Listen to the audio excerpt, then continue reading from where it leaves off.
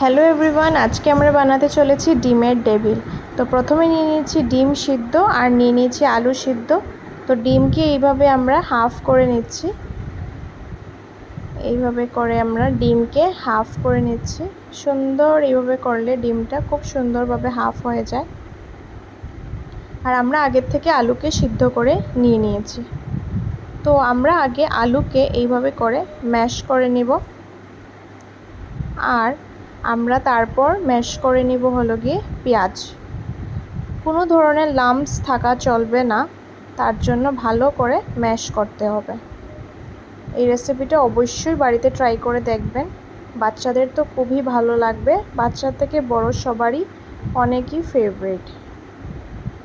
এইভাবে করে পেঁয়াজকেও আমরা ম্যাশ করে নিয়েছি। এখন নিয়ে নিলাম কড়াই, আর এইদিকে কড়াইতে তেল বসিয়ে এইদিকে লঙ্কাকে কুচনো করে নিয়েছি। আর এখানে দিয়ে দিয়েছি পেঁয়াজ, লঙ্কা, দিয়ে দিলাম পরিমাণ মতো নুন, হলুদ গুঁড়ো আর লঙ্কার গুঁড়ো। এখন আমরা ভালো করে ফ্রাই করে নেব। পেঁয়াজ যখন আমাদের ভালো করে ফ্রাই হয়ে যাবে, তারপর আমরা দিয়ে দিব আলু।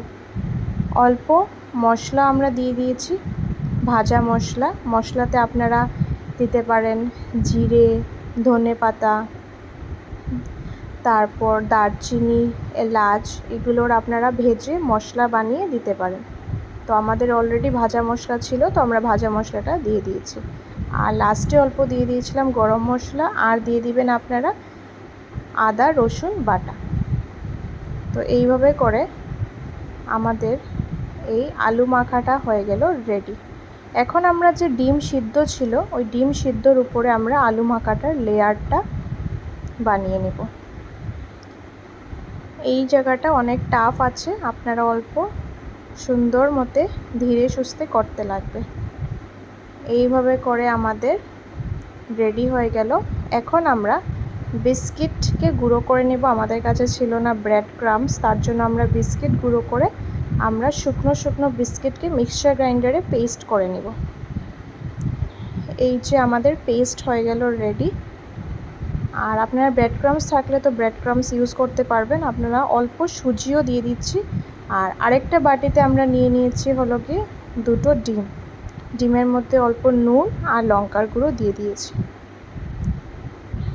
আর এখন আমরা কি করব, একটা একটা করে ডিমের ডেভিল যে আছে, একটা একটা করে এখন আমরা আগে যে আমরা ডিম করে রেখেছি, ডিমে আগে দিব, তারপর আমরা ব্রেড ক্রাম্বসে দিব। আপনারা একটা কোটিং বা দুটো কোটিং আপনাদের হিসাবে আপনারা করতে পারেন। তো আমরা করেছিলাম দুটো কোটিং। সো দুটো কোটিং করলে জিনিসটা আরও বেশি ক্রিস্পি হয়, খেতে আরও বেশি ভালো লাগে। তো আমি আরেকবার ভালো করে দেখিয়ে দিচ্ছি কিভাবে করে আমরা আলুটার কোটিংটা করেছি। এইভাবে সুন্দর করে আলুর কোটিং আপনারা করে নেবেন আগে।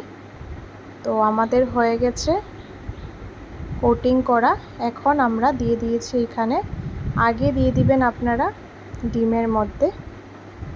তো এই প্রসেসটা অল্প সাবধানে করতে লাগবে, কেন কি অনেক সফট থাকে। আর এখানে আপনারা ব্রেড ক্রাম্বস, আর এখানে তো আমরা তো নিয়েছিলাম বিস্কিটের গুঁড়ো আর সুজি। আবার আমরা সেকেন্ড কোটিংটা করে নিচ্ছি। তো দুটো কোটিং করলে অনেকই বেটার হয়। আর এখন আমরা করে নেব ফ্রাই। বেশি সময় লাগে না ফ্রাই হতে, 3 থেকে 4 মিনিট রাখলে পুরো ভালো করে ফ্রাই হয়ে যায়। তো এই দিকে আমাদের ফ্রাই হয়ে গেল।